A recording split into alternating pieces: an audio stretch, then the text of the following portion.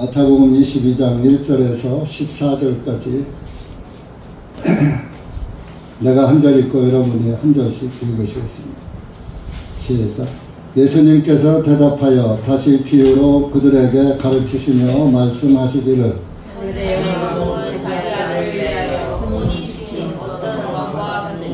자기 종들을 보내어 혼인식에 쳐다받은 자들을 불렀으나 그들이 오려 하지 아니하였느니라.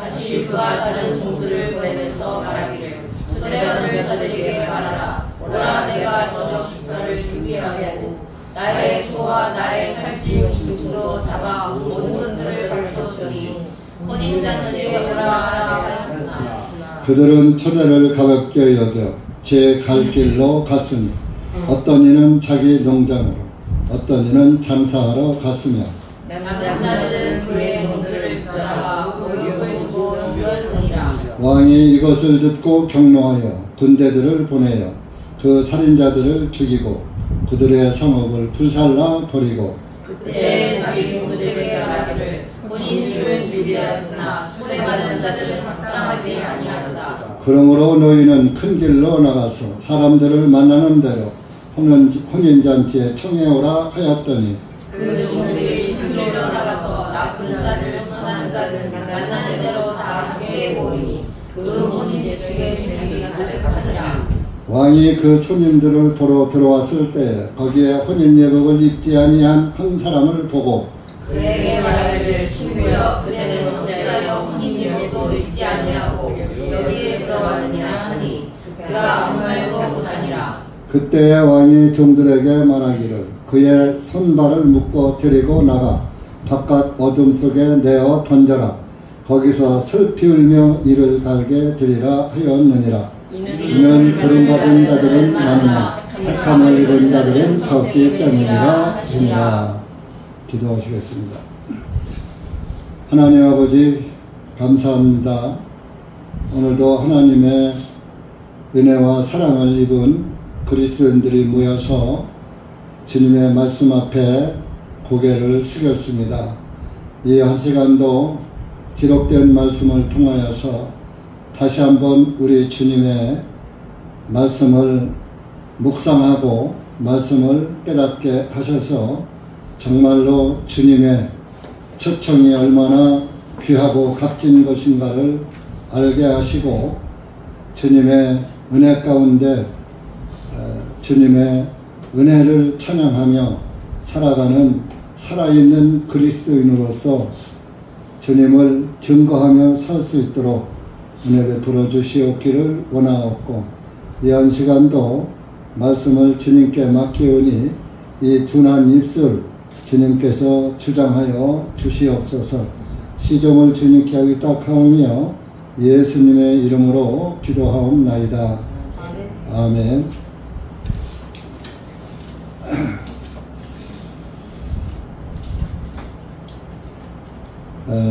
마태복음 22장 말씀은 21장에서 또 이제 몇 가지 비유를 들어서 말씀을 하시던 그 후반에 오셔서 하나님도 예수님께서 다시 그 비유를 한 비유를 들어서 말씀을 하신 것입니다. 그래서 하늘 왕국에 대해서 비유를 들은 거예요. 하늘 왕국은 혼인잔치와 같다 하는 것을 비유지만은 실제를 말씀하신 것입니다. 그러니까 하늘의 왕국은 아들을 위해서 이전에 혼인시킨 어떤 왕과 같으니 아들을 이제 결혼시키기 위해서 아버지가 손님들을 초청하는 그런 그 사연을 비유로 말씀하신 것이지만은 실제적으로 이것은 예수님 자신을 가리켜서 말씀하신 겁니다. 2절에 하늘의 왕 자기 아들을 위하여 예수님이 하나님의 아들로 오셨잖아요. 혼인시킨 어떤 왕과 같으니. 그래서 예수님을 이 땅에 보내시기 전에 이미 하나님은 자기 종들을 이 땅에 보낸 거예요. 그때는 이제 선지자들이죠. 선지자들을 통해서 예수님을 예언하게 했던 것이죠.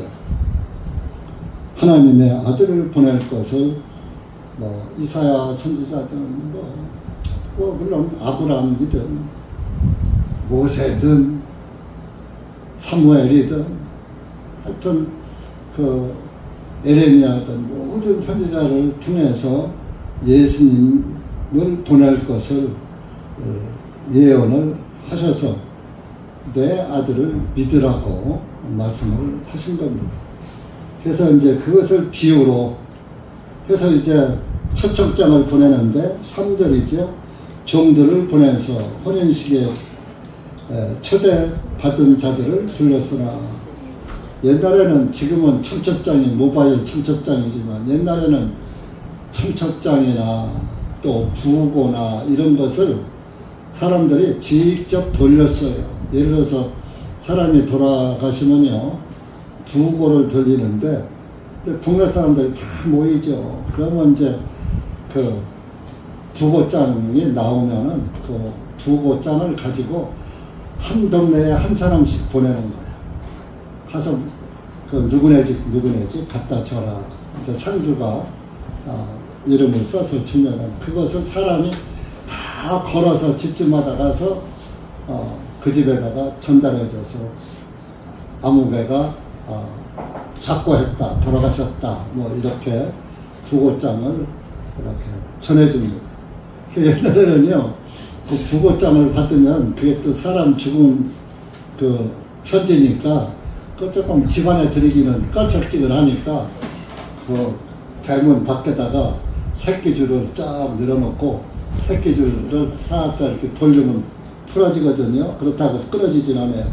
틈이 생기면 거기다 부고장을 편지봉투에다가 늘 있는 것을 거기다 쫙 끼워놔요. 그럼 집집마다 그게 찌다랗게 부고장이 엮어서 굴비 엮어서 놓은 것처럼 그렇게 해놓은, 우리 어렸을 때 그런 부고장을 그렇게 보관했다가 버리고 했던 것입니다.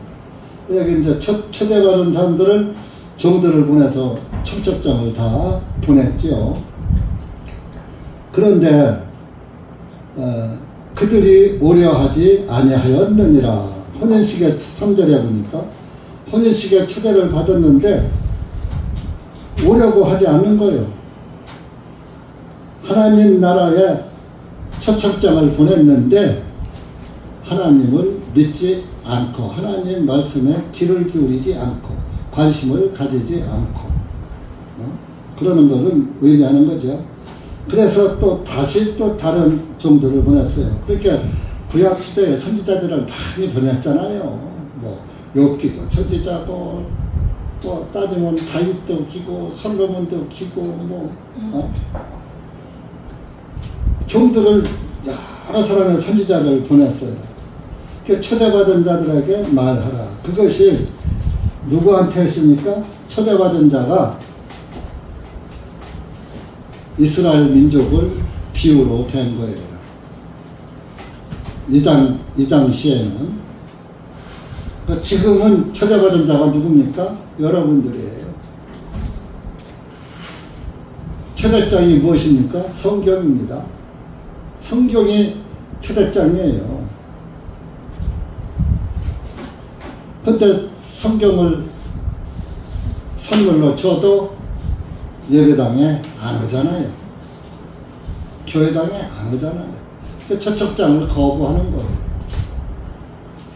저도 몇 사람들에게 성경을 선물한 적도 있고, 킹제임스 성경이 나와서 그것을 또 몇 사람한테 보내준 적도 있어요. 불신자들에게. 그러나 역시 그들은 지금까지 안 오고 있어요. 그 초청장을 거절하는 것이죠. 그래서 다른 종을 보내서 이제 직접 가서 초청장을 보내는 게 아니라 가서 이제 직접 네가 말해라. 4절에 하나님이 보라 내가 하나님께서 만찬을 준비해 저녁 식사를 준비하였다. 개혁성경은요 5찬을 준비했다고 했어요. 5찬. 5찬이면 저녁이요 점심이요? 낮 5자예요. 오전 오후 할 때 낮 5. 5찬 낮에 식사 점심이죠. 5천을 준비했다고 개혁성경은 5찬을 해놨어요.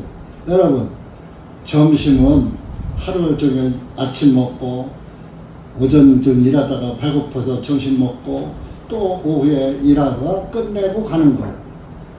일하다 말고 먹는 게 5찬이에요. 그래서 점심 먹고서는 푹 쉬질 못해요. 밥 먹으면은 자 보통 직장인들도 말이에요. 1시간 점심시간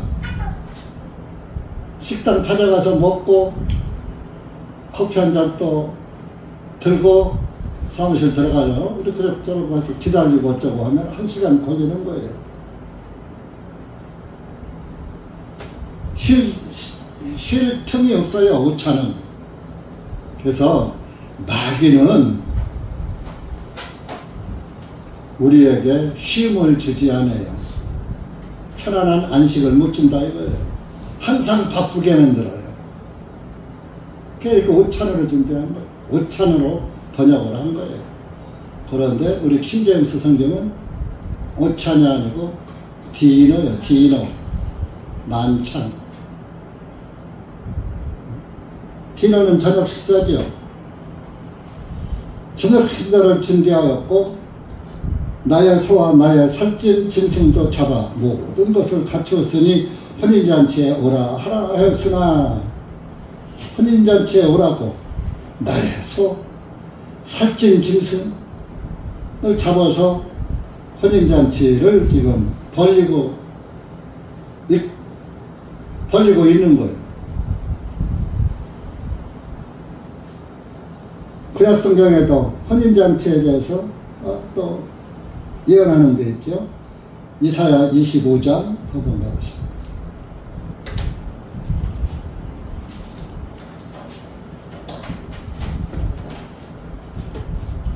혼인잔치는 좋은 것으로 준비를 하는 거예요. 최고로 좋은 거. 그래서 옛날에 시골 사람들 속담에 큰 집 잔치에 작은 집 돼지가 죽는다. 큰 집에 잔치 아들, 딸 장가 보내려고 하니까 그 동생이 돼지 한 마리 내놓는 거야.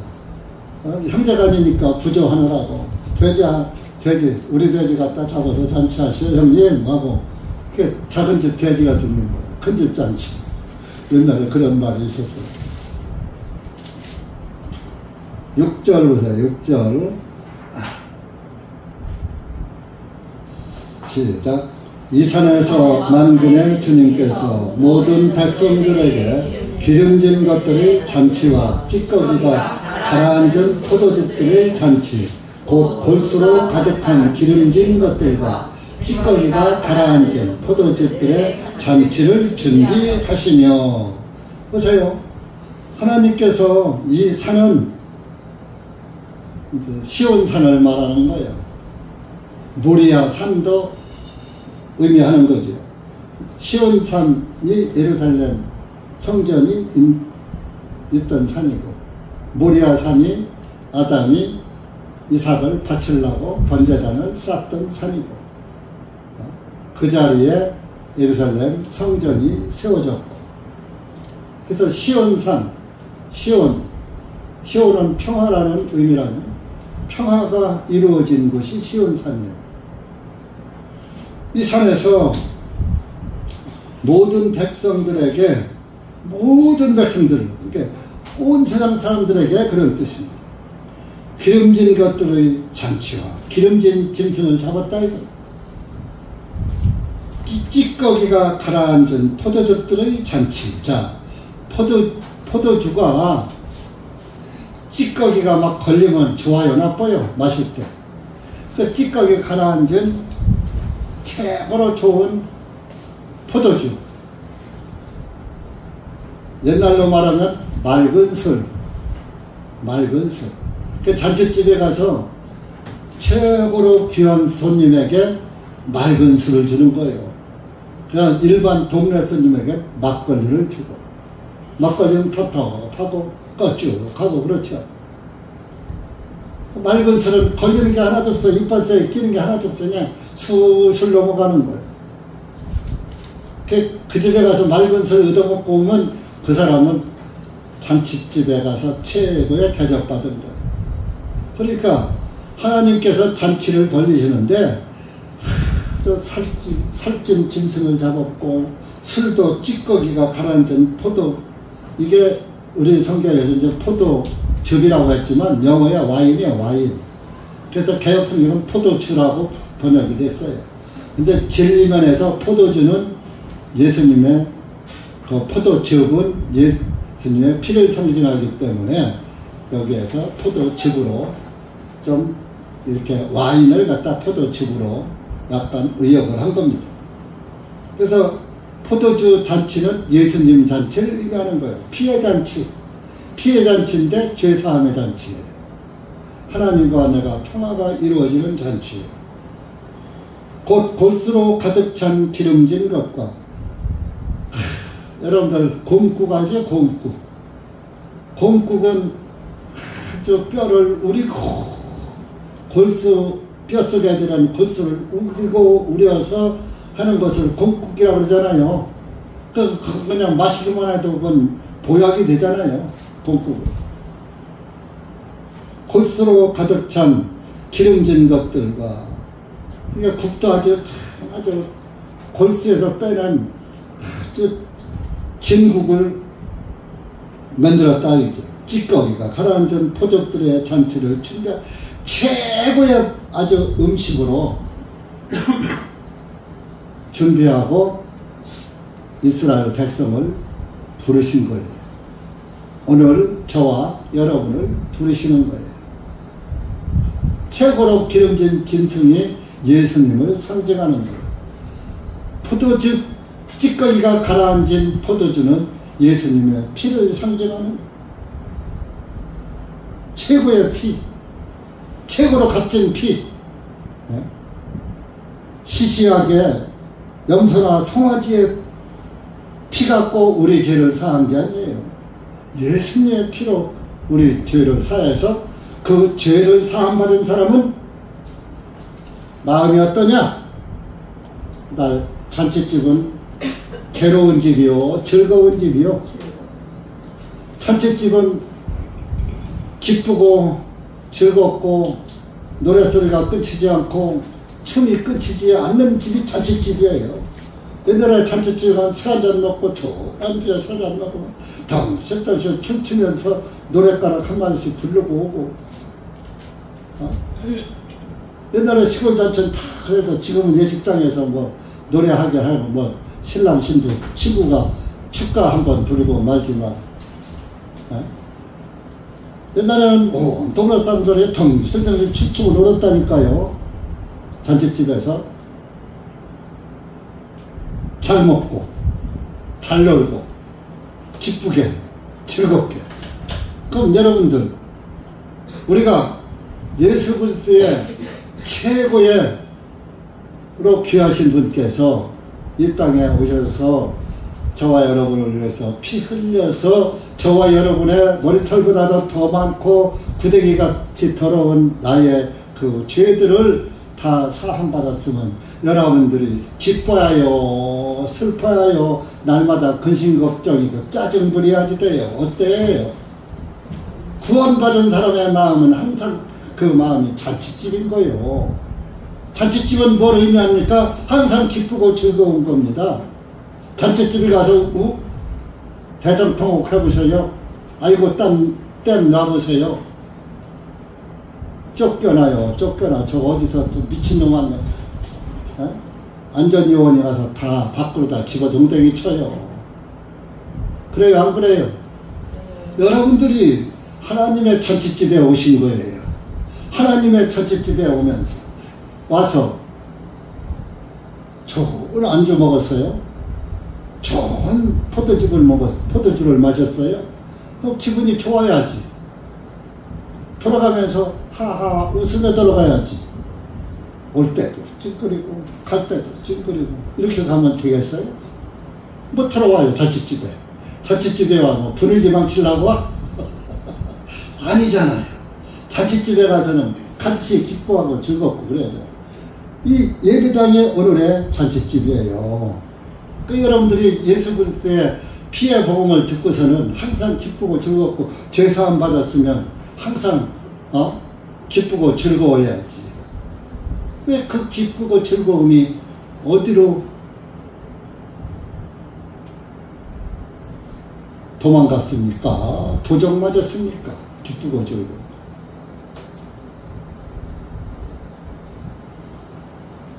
전 구원받았다면서 기쁨을 누리지 못하는 사람들 보면은 제 속으로 그것이 알고 싶다. 그것이 알고 싶다요. 저 사람이 포도주를 마셨는가? 저 사람이 살찐 짐승의 고기로 배불렀는가? 그것이 알고 싶어요. 날마다 저렇게 배고픈가?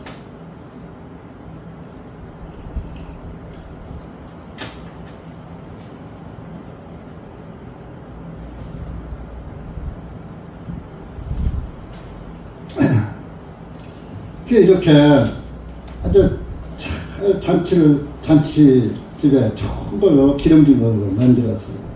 그래서 본문에 가서 5절에 보니까 이렇게 최고의 잔치상을 만들어 놨는데 그들은 그 초대를 가볍게 여겨 제 갈 길로 갔으니 초대장을 보냈는데 보냈으면 보내거지. 나 볼 일 바빠.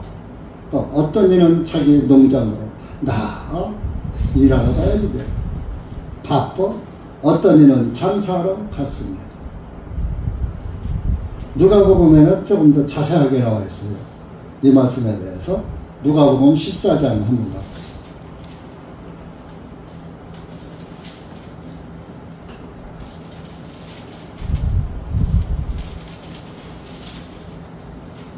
누가복음 14장 15절 신약 112쪽입니다.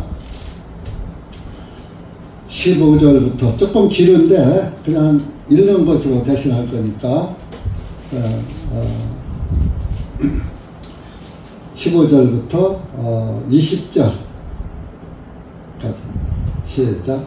주님과 함께 음식 앞에 앉은 사람들 중 하나가 이 말씀을 듣고 말씀을 하나님의 왕국에서 빵을 먹게 될 자는 복이 있나이다 하며 그때 주님께서 그에게 어떤 사람이 한 성대한 만찬을 마련하고 많은 사람들을 초대하였더니 만찬 시간이 되어 초대받은 자들에게 자기 종들을 보내어 말하되 오소서 이는 모든 것들이 이제 준비되었나이다 하며 그들이 모두 하나같이 변명하기 시작하여 첫 번째 사람이 그에게 말하되 내가 밭 하나를 샀는데 반드시 가서 그것을 보아야 하니 청컨대 나를 용서하라 하고 다른 사람이 말하기를 내가 소 5쌍을 샀는데 그것들을 시험해보러 가니 청컨대 나를 용서하라 하고 또 다른 사람은 말하기를 내가 아내와 혼인하였으니 그러므로 내가 가지 못하겠노라 하였느니라. 이렇게 성대한 잔치를 벌였는데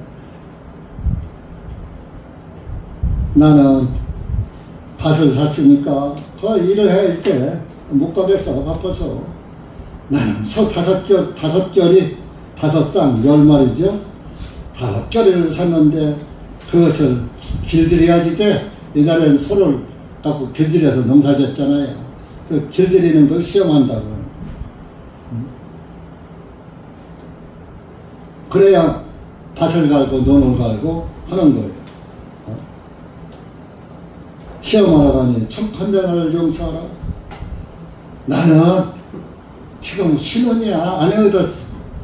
지금 아내를 기쁘게 해주고 아내와 신혼을 즐겨야지.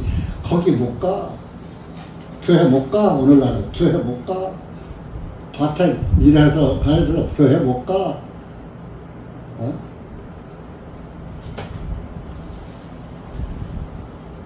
장사해야 하니까 못 가.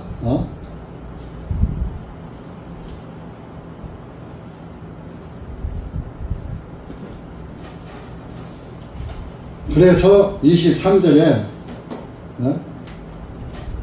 주인이 종에게 말하기를 큰 길과 산울타리로 나가서 사람들을 억지로라도 오게 하여 내 집을 채우라. 이런 내가 너에게 말하노니 전에 쳐다봤던 그 사람들의 한 사람도 내 만찬을 맛보지 못하리라 하시니라. 나중에 이제 큰 길로 나가서 사람들을 만나면 억지로라도 데려다가 우리 잔치집 자리를 채워라. 그러니까 지금 저와 여러분이 그렇게 붙잡혀 온 거예요. 지금 이방인들 산울타리로 나가서 울타리 밖으로 나가서 이스라엘 사람 말고 이방인들에까지 나가서 이방인들 다 데려오라. 그러니까 사실 이방인들은 유대인들이 먹지 않고 버린 빵을 주워 먹은 거예요. 주워 먹고 배불리는 거예요.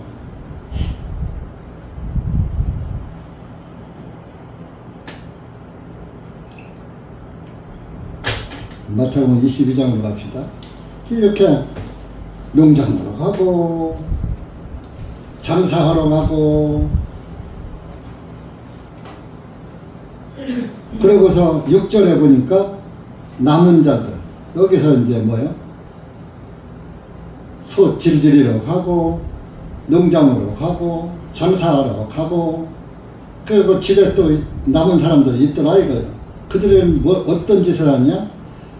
그 자기들에게 처참자고 가지고 온 종들을 붙잡아 모욕을 주고 죽였느니라. 선지자들을 잡아 죽였어요. 선지자들이 다 이스라엘 사람들이 잡아 죽였다니까요.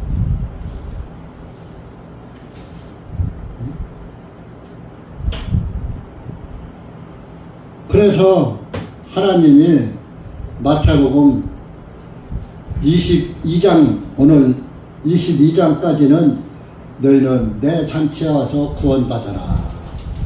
은혜를 받아라. 천국을 받아라. 그랬는데 사람들이 안 받아서 23장에는 너희들에게는 이제 화가 있을 거야. 그 23장에는 9가지 화를 얘기한 거야. 이런 자 화 있을 것이다. 이런 자 화 있을 것이다. 그런 거예요. 그 23장 37절 한번 봐보세요.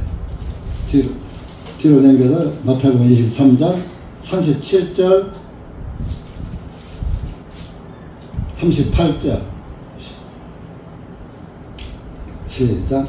오 예루살렘아 예루살렘아 선지자들을 죽이고 너에게 분하심을 받은 자들을 돌로 치는 자여 암탉이 자기 병아리를 날개 아래 함께 모음같이 내가 얼마나 자주 너희 자녀들을 모으려 하였더냐. 그러나 너희가 원하지 아니하였도다. 보라 너희 집이 버림을 받아 황폐하게 되리로다.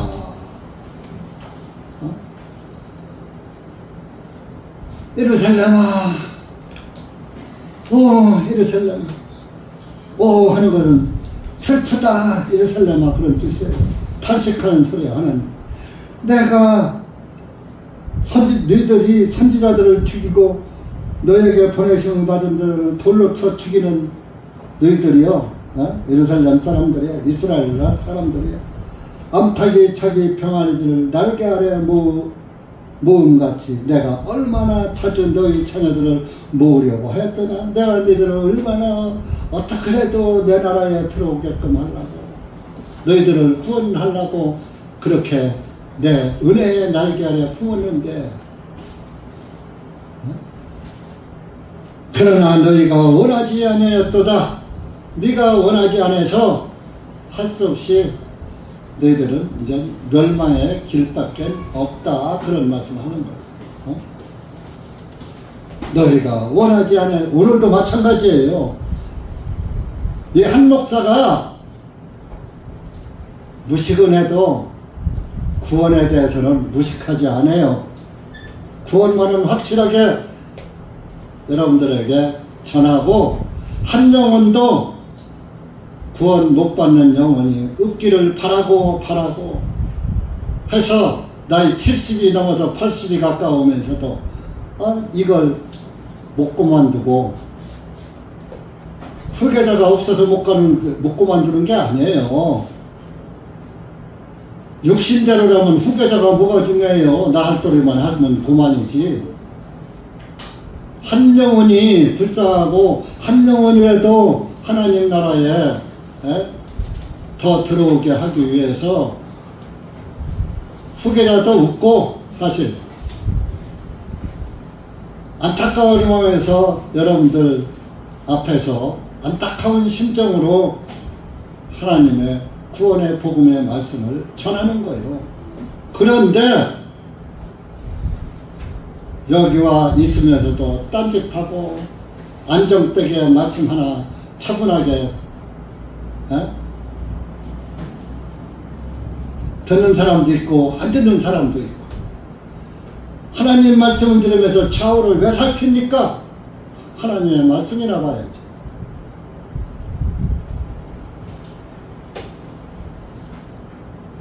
예수님도 이스라엘 백성을 어떻게 해도 내 백성을 구원하려고 암탉이 병아리를 날개 아래 여러분들 젊은 분들은 잘 이해 못할 거예요. 암탉이 병아리를 왜 품어? 옛날에는요, 집에서 마당에서 암탉이 병아리를 부화해서 병아리를 끌고 다니면서 모이를 주워 먹었어요. 그러면요, 공중에서 매가 높이 떠 있어요. 우리 어렸을 땐 실제로 그런 매가 위에서 착 떠 있어요. 가만히 움직이지도 않고 떠 있어요. 그러다가 그 높은 데서 내려다 보는 거예요. 마당에서 있는 병아리와 암탉은. 어미닭은 못 채가요. 병아리가 어머니 애미닭하고 뚝 떨어져서 따로 노는 병아리 있으면 고놈을 쏜살같이 내려와서 그놈을 채가지고 끌고 가면 암탉이 그냥 꼬꼬닥 하면서 날개를 갖고 날아가서 닭이 뭐 별로 새처럼 날라요? 저만큼 날르다가 못 날아가고 말지. 꼬꼬닥 하다가 그냥 울다가 마는 거예요. 그러니까 어미닭이 항상 병아리를 날개로 품고 있는 거예요. 날개 안에 들어가 있으면 매가 못 채가요.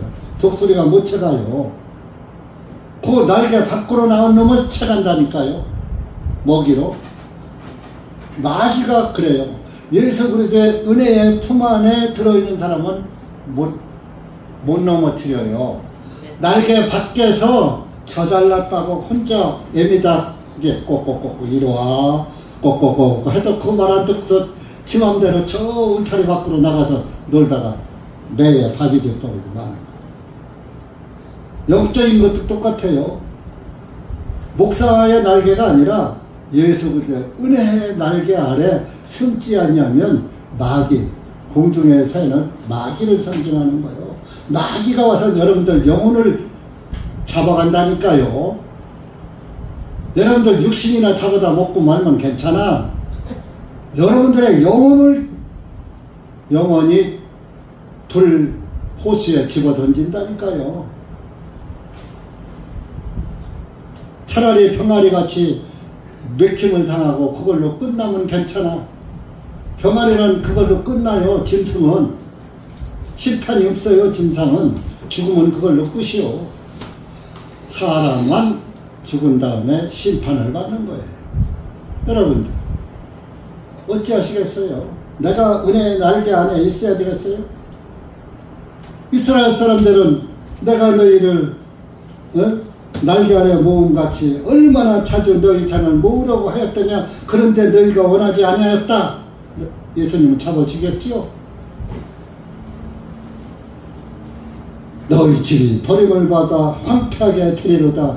여러분, 이게 이스라엘에 관한 말씀이긴 하지만은 오늘은 나에게 관한 거예요. 내가 예수 그리스도의 은혜의 날개 아래 있지 않으면, 은혜의 구원의 품 안에 있지 않으면, 구원 아래 있지 못하면 마귀에게 밥이 될 것이고 하나님으로부터도 버림받게 될 것이다 이겁니다.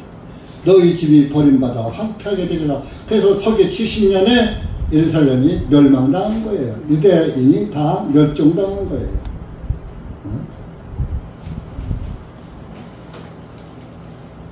이게 지나간 과거가 아니에요. 오늘날 저와 여러분에게 당면한 문제예요. 지금 혼인잔치는 계속되고 있는 혼인잔치 기간이에요. 마태복음 아니야 찾지 마세요. 마태복음에서 그 열처녀의 비유 나오죠. 열처녀의 비유에서 신랑이 늦게 오니까 다 졸며 잤죠. 근데 기름을 준비한 5처녀가 있고 기름을 준비하지 않은 5처녀가 있었는데 5처녀는 신랑이 온다는 소리에 등불에 불을 켜갖고 신랑을 맞이하러 갔어요. 5사람은 기름을 준비하지 않았기 때문에 신랑을 맞이하러 못 갔어요. 못 나갔어요. 불을 켤 수가 있어야지. 기름은 성령이라고 그랬죠. 성령을 받지 않은 사람은 예수님이 이 순간에 오셔도 예수님을 맞이할 수가 없어요. 버림받아야지 돼요. 문을 열어주셔서 내가 대전중앙 침례교회 10년 20년 다녔습니다. 다니고서도 기름이 없었다면 버림받는. 아시겠어요? 여기 오는 게 중요한 게 아니에요. 내가 기름을 준비했느냐가 중요한 거예요. 진짜 기름은 그냥 물 갖다가 채워놓고서 기름인 줄 착각하면 안 되는 거예요. 물과 기름은 분리가 되는 겁니다.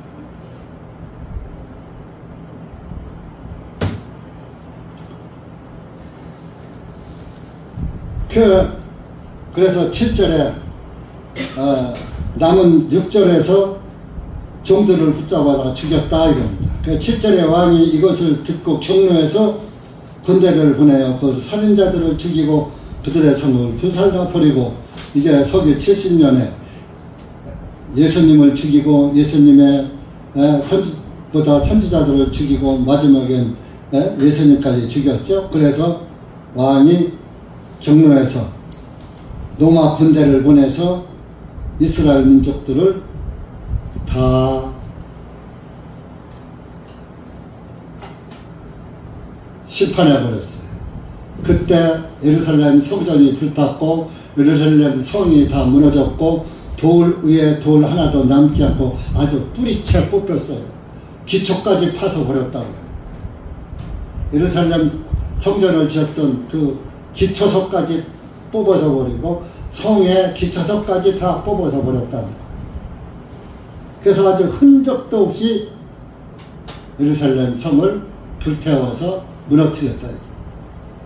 그리고 유대인들 로마 군대에게 의해서 다 죽었고, 이스라엘 가면 마사다라는 그 요새가 있어요. 요새. 거기는 높은 산 위에 가면 아주 그냥 평야가 있어요.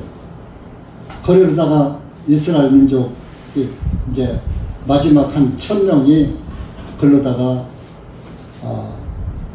로마 군대를 피해서 피난을 갔어요. 로마 군대가 거기까지 쫓아왔는데 그 절벽 위에 있는 이스라엘 사람들을 어떻게 할 수가 없어. 올라갈 수가 없어. 올라가려고 하니까 위에서 막 돌로다가 하니까 못 올라가는 거예요. 그래서 2년 동안 그 구렁을 산에 올라가기 위해서 능선을 만드는 거예요. 흙을 채워서.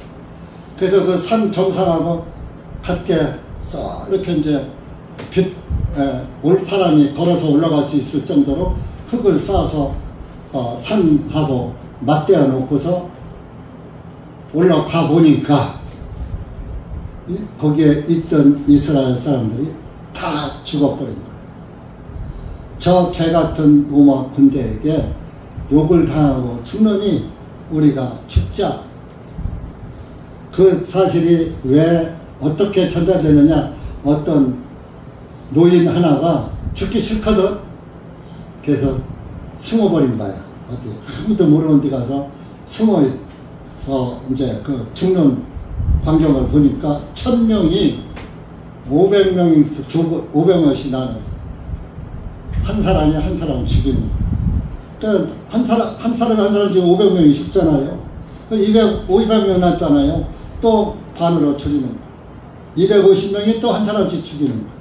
또 250명이 또 반으로 해서 또 한 사람씩 죽이는 거야. 마지막 이제 그 남은 사람은 자기가 자결해 죽은 거예요. 이것을 숨어있던 노인이 그것을 숨어있어서 그것을 보고 너무 아픈 데가 올라오니까 다 죽었네. 다 자살해서 다 죽어버렸네. 그러니까 뭐예요? 2년 동안 그 산을 싸가지고 올라와 보니까 다 죽었으니 2년 동안 헛공사한 거 아니에요. 그래서 허탈한 마음으로 그냥 내려갔다. 그런 그 지금도 가면 그 능선이 있어요. 제가 거기 가봤어요. 그래서 참 이 성지순례는 목회하는 사람들한테는 꼭 필요하고 그리스도인들도 꼭 한번 다른 데에 안 가지 말고 그런 데에 여행 가야 돼. 그러면 성경이 예수님이 나신 곳, 돌아가신 곳, 이집트에 가서 어렸을 때 2년 동안 있던 곳, 가나야 혼인잔치에서 포도주 만들어 놓은 곳, 가버나움에서 베드로의 장모 집도 있고 뭐 다 역사가 말해주는 거예요. 예수님에 관해서 성경에 대해서 역사가 다 말해주는. 모세가 시내산에 올라가서 율법 받아온 시내산이 없는 거, 홍해바다가 없는 거, 성경에 나오는 거 다 있다고요. 윤서원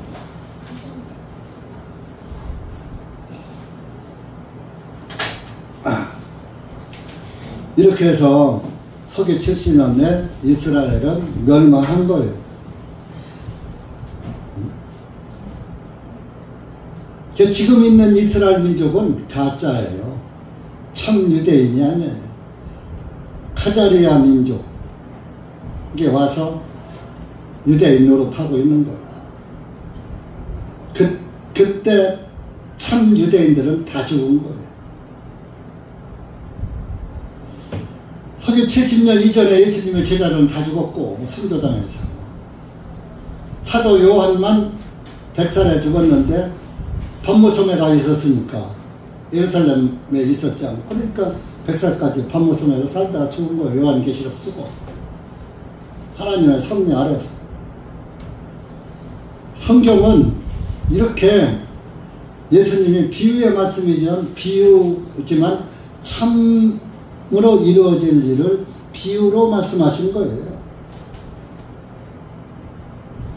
그래서 8절에 보면은 본문에 그때 자기 종들에게 말하기를 혼인식은 준비되었으나 초대받은 자들은 합당치 아니하도다. 초대받은 자가 이스라엘 사람이 그들은 합당치 아니해. 그러므로 너희는 큰 길로 나가서 사람들을 말하는 대로 혼인잔치에 청해오라. 큰 길로 나가서가 이방인들 우리에게 이스라엘 사람들이 혼인잔치에 안 들어가니 그 빈자리에 저와 여러분이 들어가는 자리예요. 사도행전 13장 한번 봐보세요. 사도행전 13장.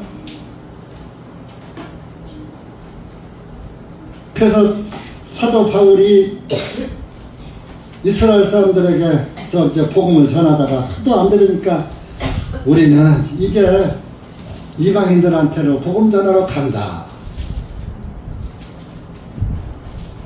그러고서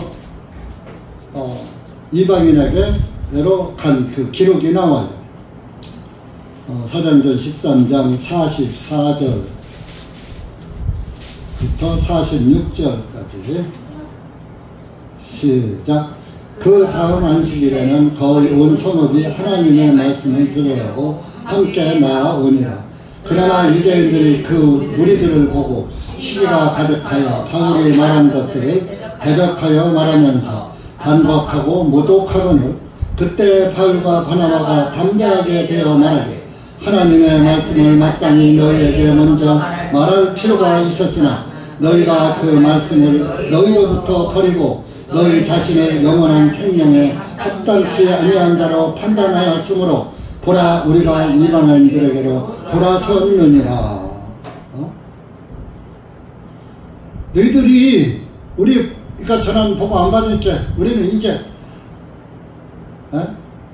이방인한테로 갈란다 하고 이방인에게로 돌아선 거예요. 그래서 저와 여러분이 구원받은 거예요. 유대인들이 다 받아먹었으면 우리가 먹을 생명의 빵이 없어요. 유대인들이 먹고 나면 부스러기 구원인 거예요.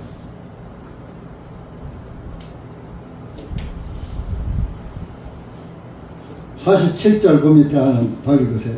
시작. 이는 주님께서 이와 같이 우리에게 명령하여 말씀 내가 너를 이방인들의 빛으로 세웠나니 이것은 너로 하여금 딱 끝까지 이루어 구원을 이루게 하려 함이라 하셨느니라 하니 이방인들이 이 말을 듣고 기뻐하며 주님의 말씀에 영광을 돌리고 영원한 생명에 이르도록 정해진 자는 다 믿음이라. 이방인들이 다 믿었다 이겁니다. 여러분 지금 이렇게 해서 이방인들에게 지금 복음의 빛이 들어왔는데 여러분들이 이 복음의 빛을 안 받아들이고 헛된 것에 정신 팔려 있고 헛된 것에 마음을 뺏기고 있으면 그에게는 화입니다. 화. 복이 아니라 화예요. 화. 지옥의 화입니다. 버림받는 화를 당합니다.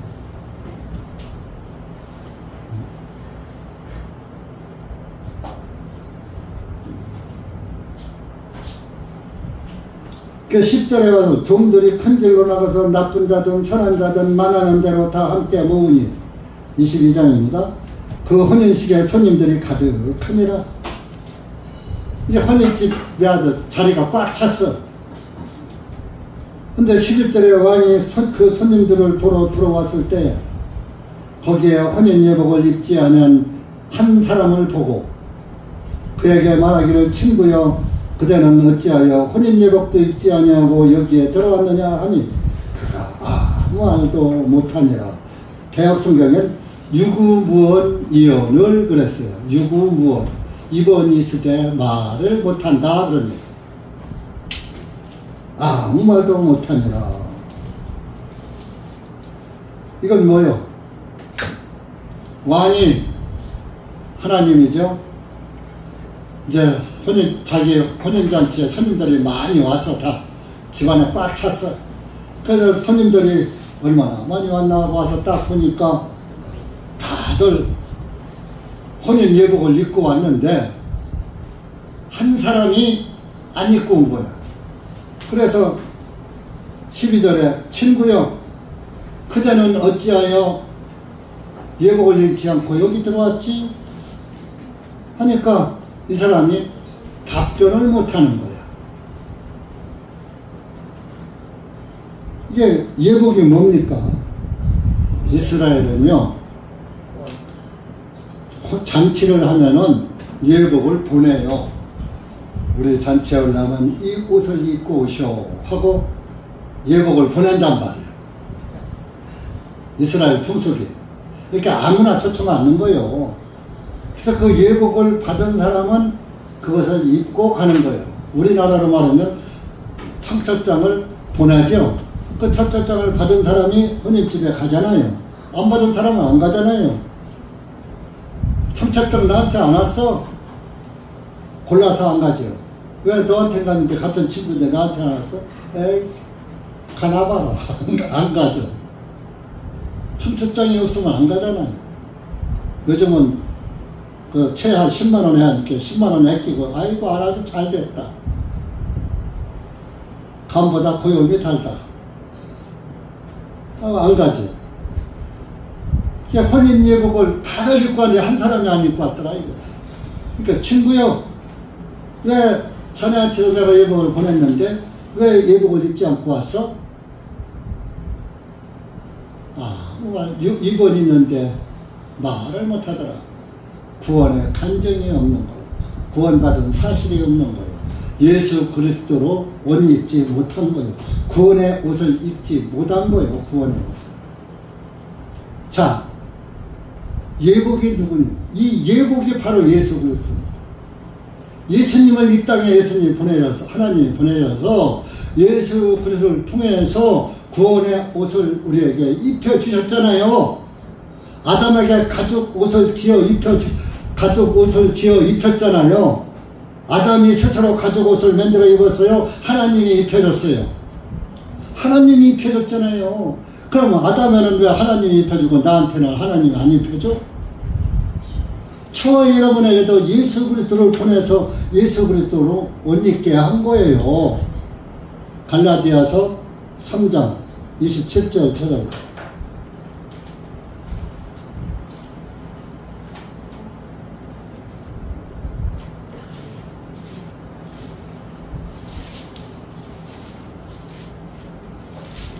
이런 거는 여러분들이 암송하고 살아야지 돼. 구원받았다면 예수님의 여러분 내가 옷 입었나? 이런 정도는 암송해야지. 다른 건 다 딸딸리우면서 성경 구절은 왜 중요한 성경 구절은 암송도 않고 관심 박히냐 이거예요. 그 구원이 의심스러운 거 아니에요? 27절 28절 시작. 이는 너희 많은 이들 곧 그리스도 안으로 침례를 받은 자는 다 그리스도로 옷 입었기 때문이니 거기에는 유대인이나 그리스도인도 없고 종이나 자유인도 없으며 남자도 여자도 없으니 너희가 다 그리스도 예수 안에서 하나이니라. 29절. 만일 너희가 그리스도께 속한 자이면 너희는 곧 아브라함의 씨이며 약속에 따른 상속자들이니라. 아멘. 예수 그리스도 안으로 침례를 받은 자는, 구원받고 침례를 받은 자는 다 그리스도로 옷 입었다 이겁니다. 구원받고 침례 안 받은 사람은 아직 옷 입은 게 아니에요. 옷을 맞춰놓기는 했는데 아직 입지 못한 거예요. 침례가 구원은 아니지만 침례가 나의 첫 번째 간증이에요. 구원받은 간증이에요. 예수 그리스도와 함께 죽고 예수 그리스도와 함께 살았다. 그 믿음이 확립된 자가 예수 그리스도로 옷 입은 거예요. 뭐 침례받았다고 다 구원으로 착각은 마세요. 내가 복음을 확실히 깨닫고 침례를 받았느냐? 복음도 깨닫지 못하고 침례만 받았으면 그것은 샤워한 거나 마찬가지. 죄사함의 복음을 확실히 깨닫고 침례의 주요성을 알고 침례를 받은 사람이 그리스도로 옷 입은 겁니다.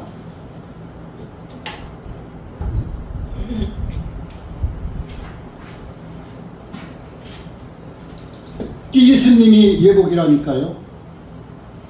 예수님으로 옷 입어야지 돼요. 네가 하나님 앞에서, 여러분들 하나님 앞에 가서 너 어떻게 여기 들어왔느냐 했을 때 하나님 앞에 할 말이 있어야지 돼요. 그게 구원 간증이라는 거예요. 구원 간증. 그래서 복음교회는 실제적으로 간증을 다 한 번씩 시켜봐요. 상담하고. 그런데 그 간증도 못 믿어요. 간증은 나도 성경적으로 못 들어지게 지시고. 근데 얘 중엔 배반해. 흔한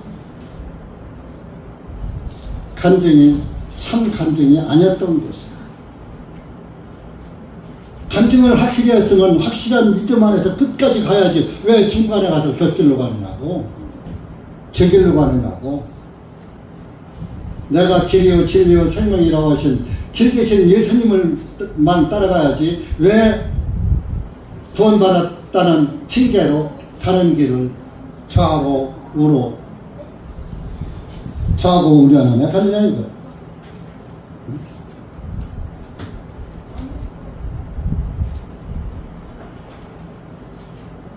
혼인잔치에는 반드시 예복을 입어야 돼요. 계시록 19장 들어가보세요. 요한계시록 19장.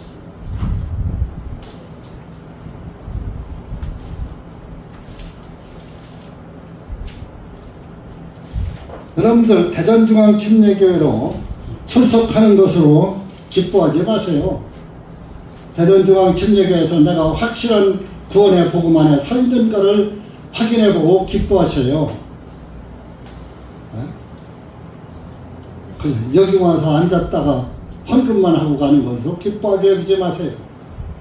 정말로 내가 예수의 복음을 깨달았다면 정말 그 감사함으로 연보도 하는 것이고 또 봉사도 하는 것이고 전도도 하는 것이지.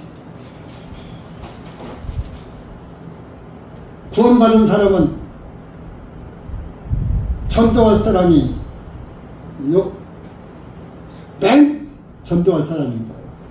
다 구원 못 받은 사람이 많잖아요. 교회 다녀도 구원 못 받은 사람이 많잖아요. 그러면 그 사람들을 보고 여러분들이 안타까워하고 그 사람을 전도하려고 해야지. 어디다가 다른 데다가 구원받은 사람이 다른 세상에다가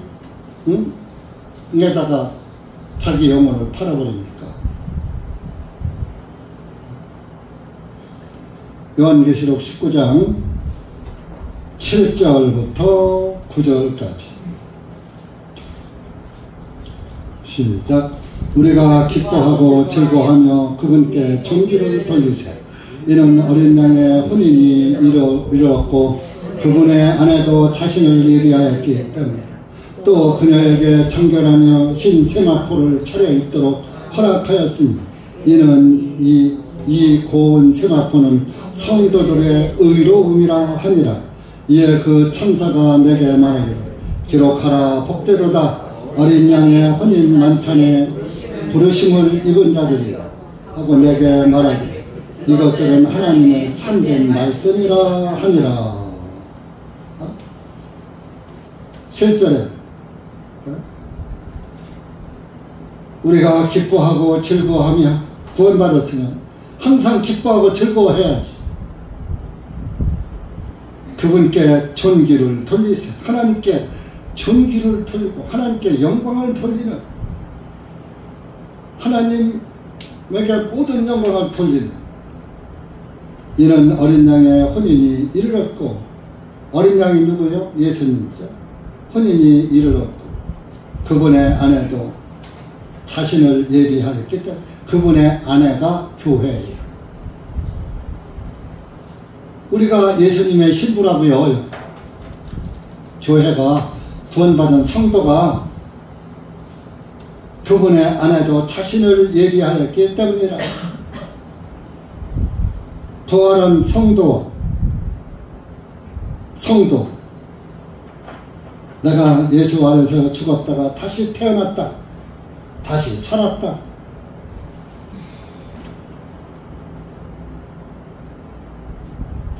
그래서 8절에 그녀에게, 그녀가 교회입니다. 우리에게 정결하며 흰 세마포를 차려입도록 허락하셨으니, 하얀 세마포, 깨끗한 아주 가늘한 요즘으로 말하면 모시 정도 되겠죠. 세마포를 차려입도록 허락하셨으니, 하얀 아주 좋은 비단 옷을 차려입도록 하였다. 이는 이 고운 세마포는 성도들의 의로움이라 하니라. 고운 세마포는 옷을 하얗게 지어 입는 게 아니라 여러분들의 성도들의 의로움이라. 고운 세마포가 예수 그리스도를 상징하는, 깨끗하신 죄 없으신 예수 그리스도가 나의 의다. 그분이 나를 의롭게 했다. 그래서 예수님을 항상 내 앞에 내놓고 다니야지 돼. 명함을.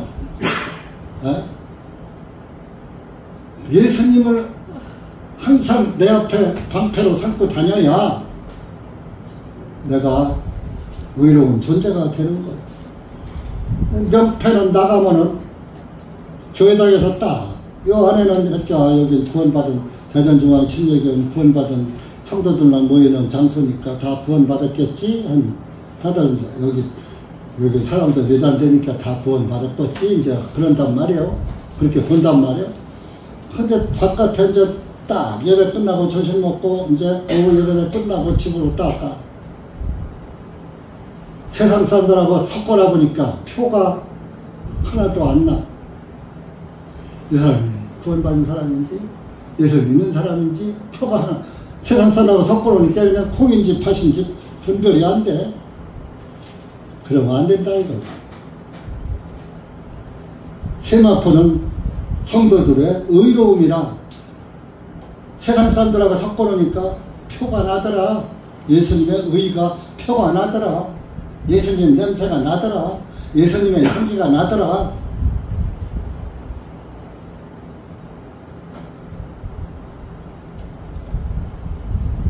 그래서 9절에는 뭐요?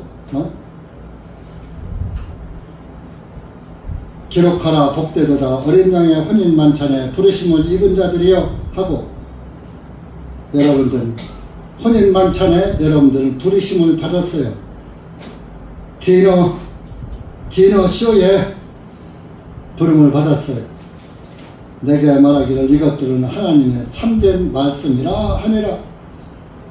하나님의 참된 말씀이라. 여러분들이 하나님의 참된 말씀 안에서 살아야지 됩니다. 하나님을 믿고 하나님의 말씀으로 구원을 받고 하나님의 말씀으로 은혜를 받고 이렇게 사는 사람들이 하나님의 말씀 밖으로 넘어갔다? 그러면 안 돼요.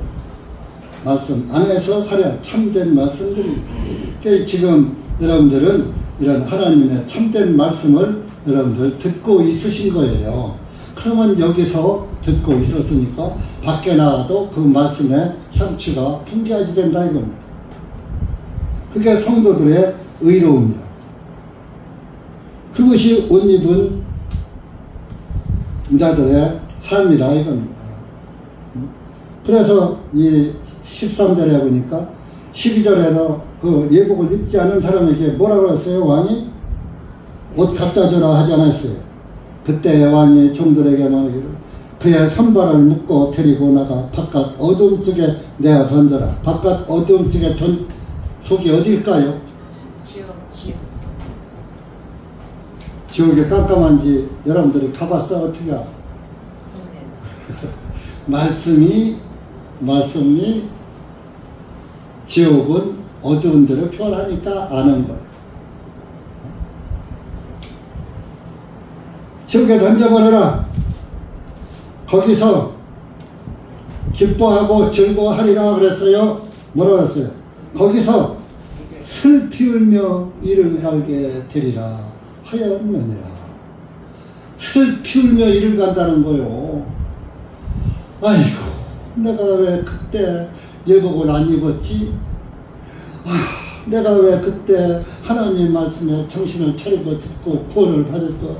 내가 왜 그때 그 예복의 말씀, 참된 하나님의 말씀을 귓가에 바람처럼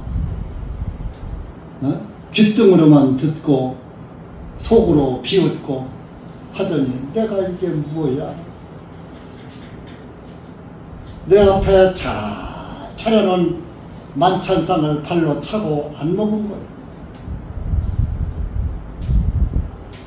만찬상을 발로 차고 안 먹은 거 배고파서 굶어 죽게 생겼으니까 아이고 내가 그때 왜 그 만찬상을 안 먹었지?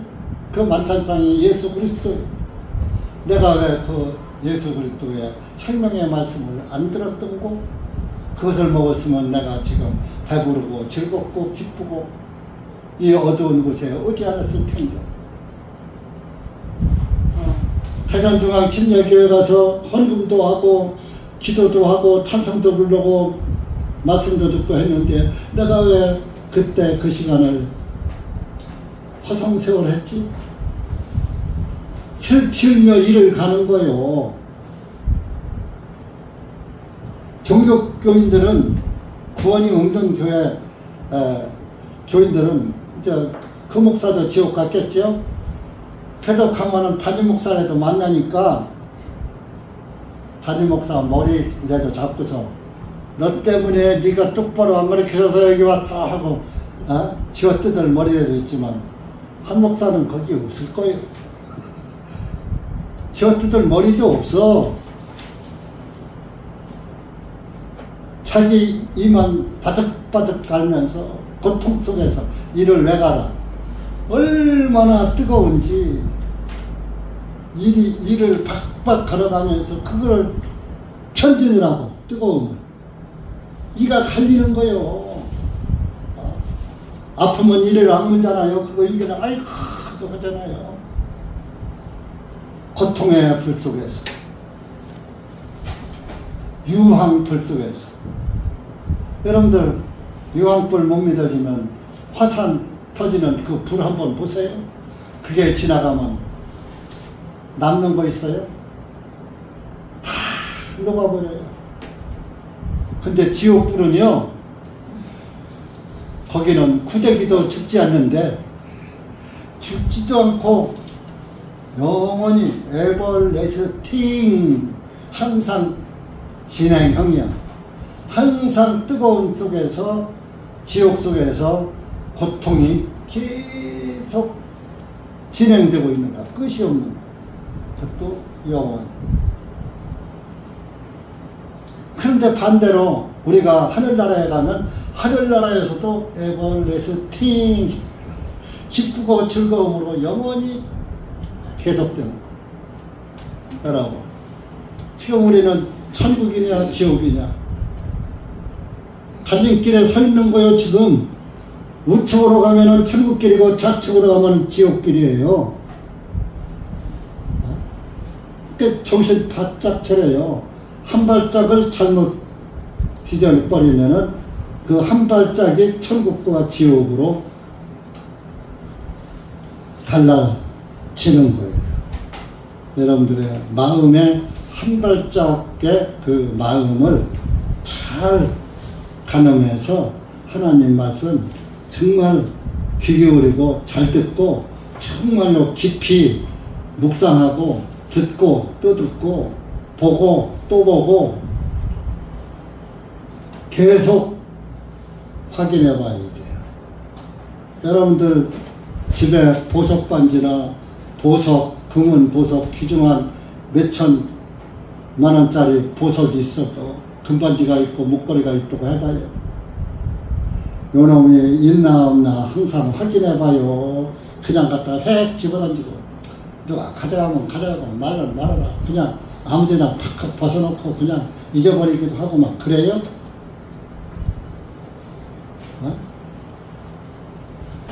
귀중한 폐물은 항상 잘 관리하잖아요.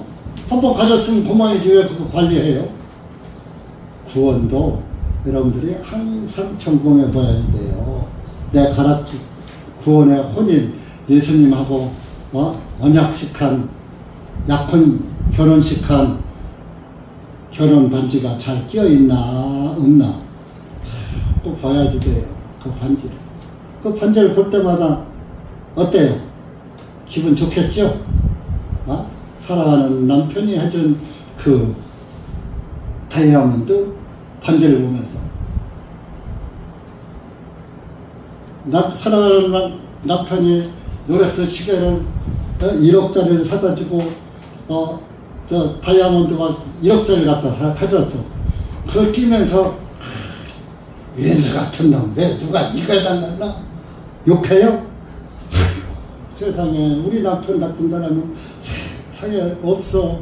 이렇게 정말 좋은 반지를 해주고 좋은 시계를 해주고 그 폐물을 보면서 자기 남편을 사랑하고 존경하고 그러잖아요.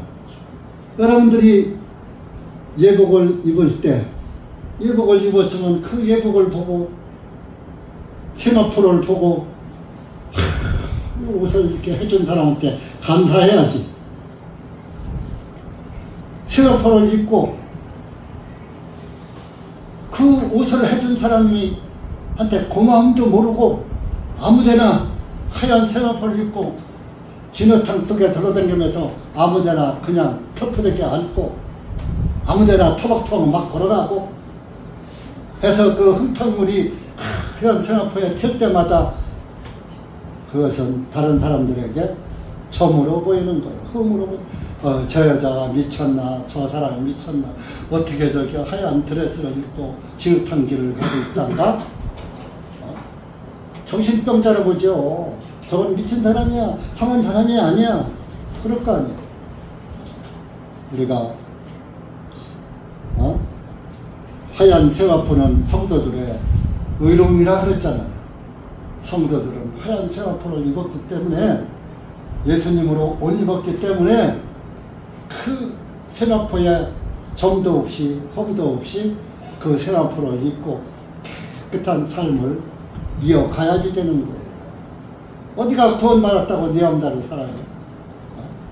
그건 마귀가 속삭이는 거예요.